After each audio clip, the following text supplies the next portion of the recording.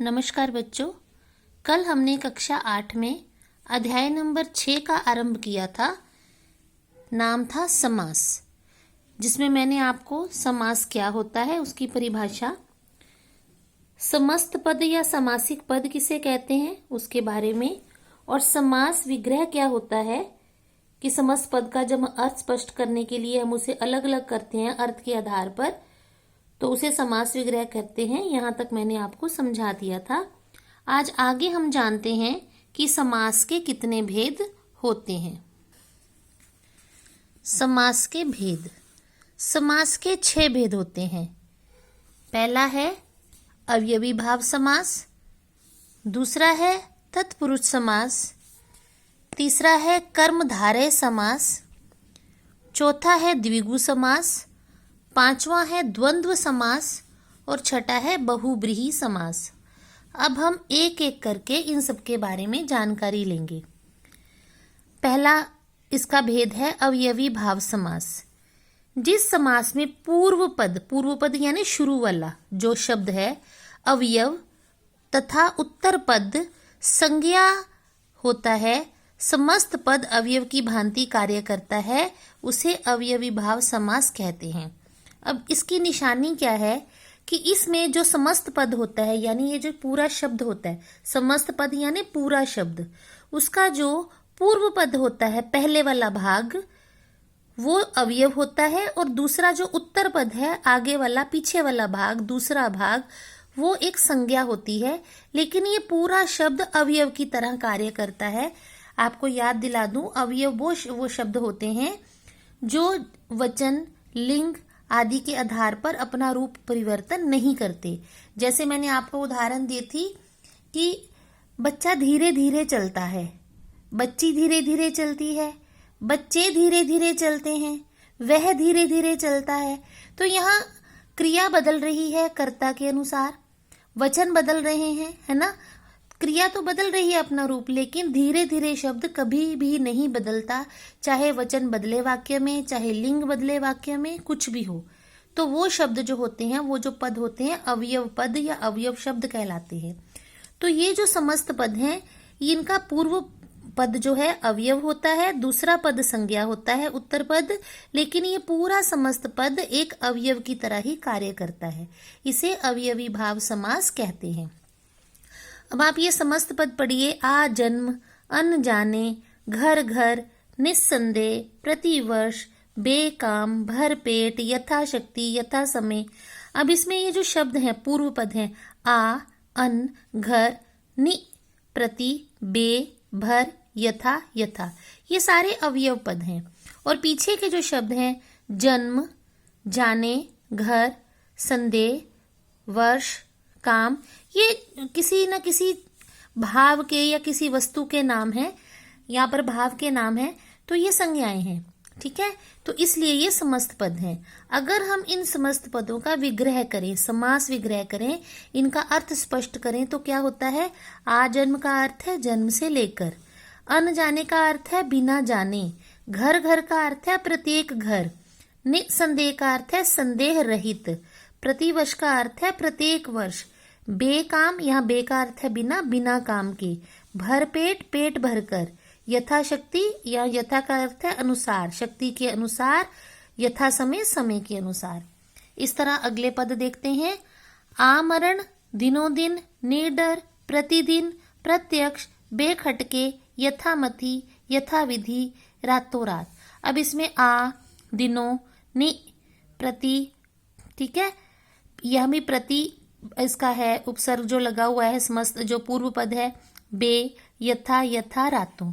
तो ये जो शब्द है रातों रात में, ये शब्द जो रिपीट होता है, जैसे यहाँ पे घर घर रिपीट हुआ, ठीक है, ऐसे ही यहाँ रातों रात में, ये दिनों दिन, रातों रात में, ये दोनों शब्द आप रिपीट हो रहे हैं। तो ये जो शब्द हैं ये अवयव शब्द कहलाते हैं।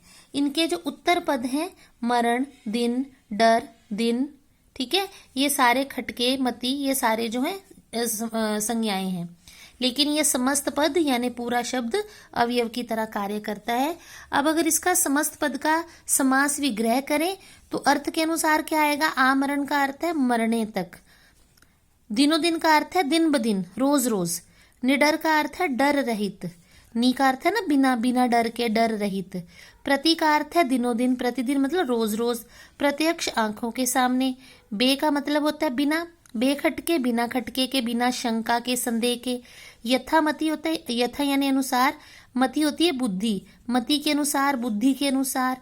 विधि तरीका, विधि के अनुसार, किसी तरीके या नियम के अनुसार। रातों रात यानी रात ही रात में। तो उम्मीद है आपको ये अवयवी भाव समास समझ में आ गए होंगे। अगला समास है तत्पुरुष समास। इसकी परिभाषा पहले पढ़ लेते हैं। जिस समास के पूर्व पद विशेषण तथा उत्तर पद प्रधान होते हैं उसे तत्पुरुष समास कहते हैं। इस समास में कर्म कारक से लेकर अधिकरण कारक के विभिन्न विभक्ति चिन्हों का लोप होता है, जैसे देवता के लिए आले देवाले। अब ये परिभाषा आपको शायद समझ में नहीं आ रही होगी, लेकिन मैं आपको बता दूं, आपने कारक पढ़े थे। कारक में विभक्तियां होती है ना, कर्ता ने, कर्म को, कर्म से, ने, को, से, है ना। तो जिसके अर्थ में विभक्ति लगा के उत्तर निकले वो हमारे तत्पुरुष समास होते हैं। उसमें हमारे 8 कारकों में ये 6 कारक का प्रयोग होता है। इसमें हम कर्म कारक से लेकर कर्ता कारक का प्रयोग नहीं करते, ना ही इसमें हम संबोधन कारक का प्रयोग करते हैं, ठीक है ना। कर्म से, कर्म को, कर्ण से, ऐसे यहाँ से लेकर अधिकरण कारक तक जितनी विभक्तियों वाले अर्थ स्पष्ट होते हैं वो हमारे तत्पुरुष समास कहलाते हैं। अगर हम इनका मतलब जब हम समस्त पद बनाते हैं तो विभक्ति का लोप हो जाता है, और जब हम इनका अर्थ स्पष्ट करते हैं तो विभक्ति लगा के अर्थ स्पष्ट होता है। आपको उदाहरण से पता चल जाएगा। जैसे कर्म तत्पुरुष समास है, जहां पूर्व पद में कर्म कारक की विभक्ति को का लोप हो। लोप मतलब खत्म हो जाए, छुप जाए, मिट जाए, है ना, यानी उसे हटा दिया जाए, वहां कर्म का समास होता है। इसको बोलेंगे कर्म कारक, कर्म तत्पुरुष समास। यहाँ पे तत्पुरुष शब्द नहीं लिखा गया, कर्म तत्पुरुष समास होता है। अब उदाहरण देखते हैं। मरणासन, यश प्राप्त, स्वर्गगत। अब हमें कैसे पता चलेगा कि ये कर्म तत्पुरुष समास है? तो हम इसका विग्रह करेंगे, इसका अर्थ जानेंगे। मरणासन मतलब जो मरने को पहुंचा हुआ व्यक्ति, मृत्यु के नजदीक पहुंचा होती, मरने को पहुंचा व्यक्ति। तो यहाँ पे देखिए को विभक्ति है। यश प्राप्त, यश को प्राप्त, इसका अर्थ ये हुआ यश को प्राप्त हुआ। स्वर्गगत, स्वर्ग को गया हुआ, गत में तो होता है गया हुआ, जाना। उसके बाद है काशीगत, काशी को गया हुआ। ग्रहागत, ग्रह को गया हुआ।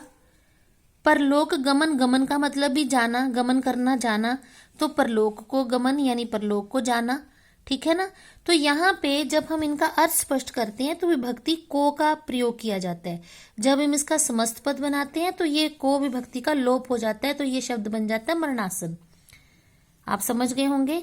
तो जहां पे को विभक्ति का लोप हो और समस्त पद बनाया जाए वो समास जो है कर्म तत्पुरुष समास कहलाता है।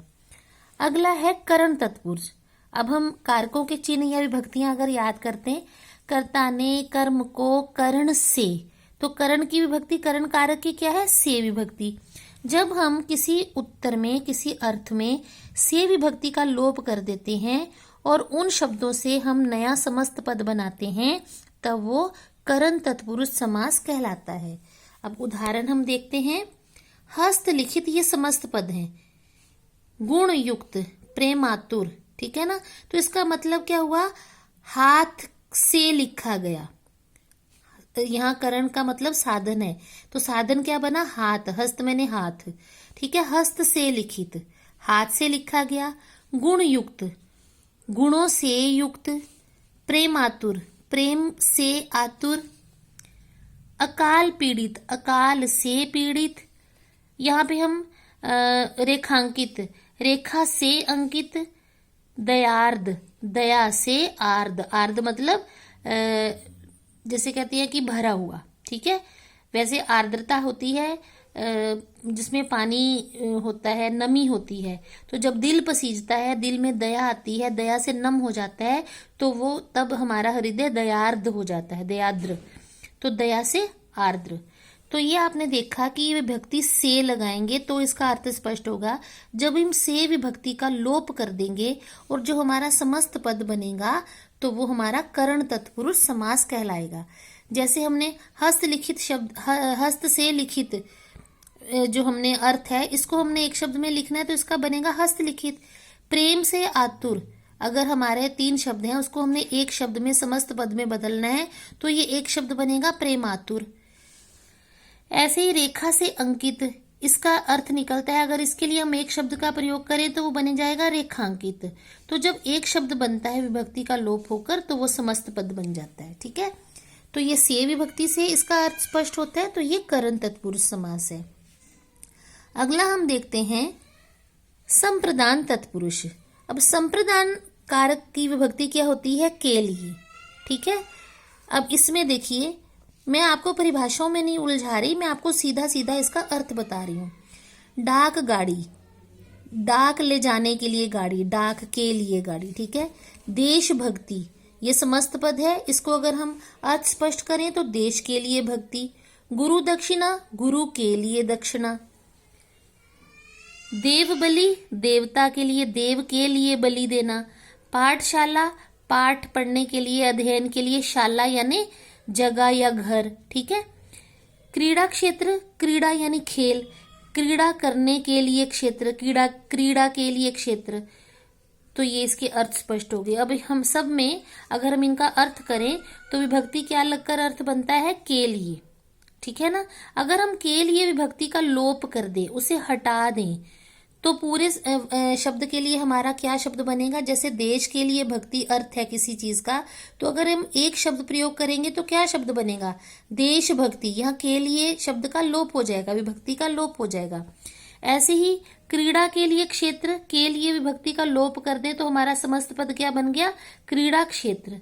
ये देखिए, देव के लिए बलि, अगर हम के लिए विभक्ति का लोप कर दें तो शब्द बन जाएगा देव बलि। तो आपको ये बात भी समझ में आ गई होगी।